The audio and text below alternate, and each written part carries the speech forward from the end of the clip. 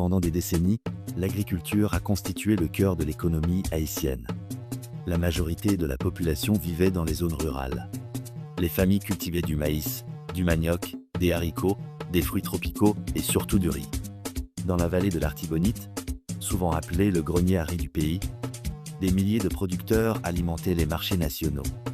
Bien que pauvre, Haïti produisait alors une part importante de sa consommation alimentaire. Les agriculteurs vivaient modestement, mais ils faisaient vivre l'économie locale. Les récoltes généraient des emplois. Les marchés régionaux prospéraient. Et l'argent circulait principalement à l'intérieur du pays. À cette époque, peu d'Haïtiens auraient imaginé que quelques décennies plus tard, leur nation deviendrait dépendante des importations pour nourrir sa population. Dans les années 1980, le monde change. De nombreux pays en développement sont confrontés à une grave crise économique. Haïti ne fait pas d'exception. Le pays accumule les difficultés financières et cherche l'aide des institutions internationales. En échange de prêts et de programmes de soutien, le Fonds monétaire international et d'autres partenaires exigent des réformes économiques profondes. Ces réformes reposent sur une idée simple: réduire l'intervention de l'État, ouvrir les marchés, faciliter le commerce international et encourager les importations. Pour les défenseurs de ces politiques, l'ouverture économique devait favoriser la croissance et permettre aux consommateurs d'accéder à des produits moins chers. Mais pour de nombreux agriculteurs haïtiens, les conséquences allaient être dévastatrices. Au milieu des années 1990, Haïti réduit considérablement ses droits de douane sur le riz importé. Les barrières qui protégeaient jusque-là les producteurs locaux disparaissent progressivement. Dans le même temps, les États-Unis soutiennent massivement leur propre agriculture grâce à des subventions publiques. Du riz américain, produit à grande échelle et fortement subventionné, arrive sur le marché haïtien à des prix extrêmement compétitifs. Très vite, les consommateurs se tournent vers ce produit moins cher. Pour les familles pauvres, c'est une nécessité. Pour les producteurs haïtiens, c'est une catastrophe. Comment rivaliser avec un concurrent bénéficiant du soutien financier du gouvernement américain? Comment vendre sa récolte lorsque le marché est inondé par un produit moins cher? Année après année, les revenus agricoles chutent. Des milliers de cultivateurs abandonnent leurs terres.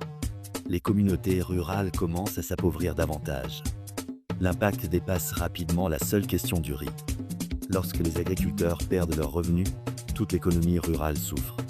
Les commerces ferment. Les investissements disparaissent. Les infrastructures agricoles se dégradent. De nombreuses familles quittent les campagnes pour tenter leur chance dans les villes.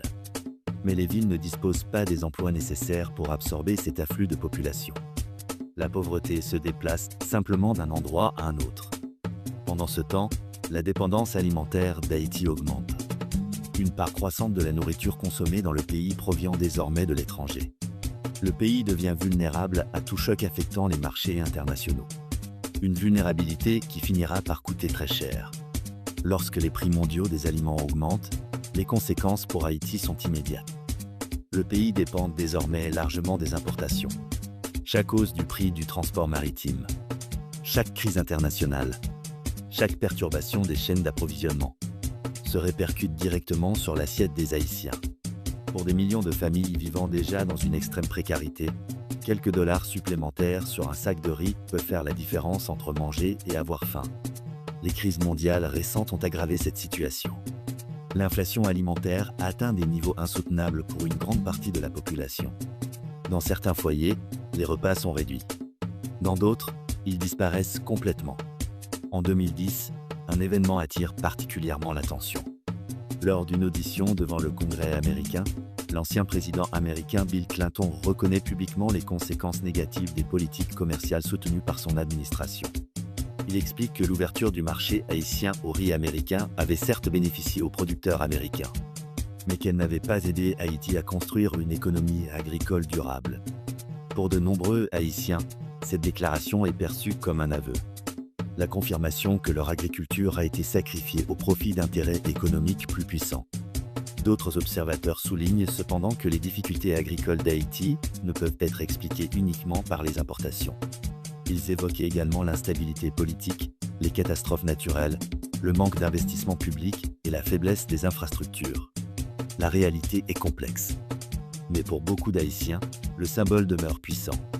Ce qui est certain, c'est qu'Haïti dépend aujourd'hui largement de la nourriture venue de l'étranger. Une situation qui expose le pays aux crises mondiales et aux fluctuations des marchés internationaux. Pour beaucoup d'Haïtiens, cette dépendance n'est pas une fatalité. Ils rêvent d'un retour à une agriculture plus forte, à des campagnes plus prospères et à une souveraineté alimentaire retrouvée. Car au-delà des débats politiques et économiques, une question demeure. Comment un pays peut-il assurer son avenir lorsqu'il ne contrôle plus sa propre alimentation? L'histoire du riz en Haïti n'est pas seulement celle d'une politique commerciale. C'est aussi celle d'une nation qui cherche encore le chemin vers son autonomie.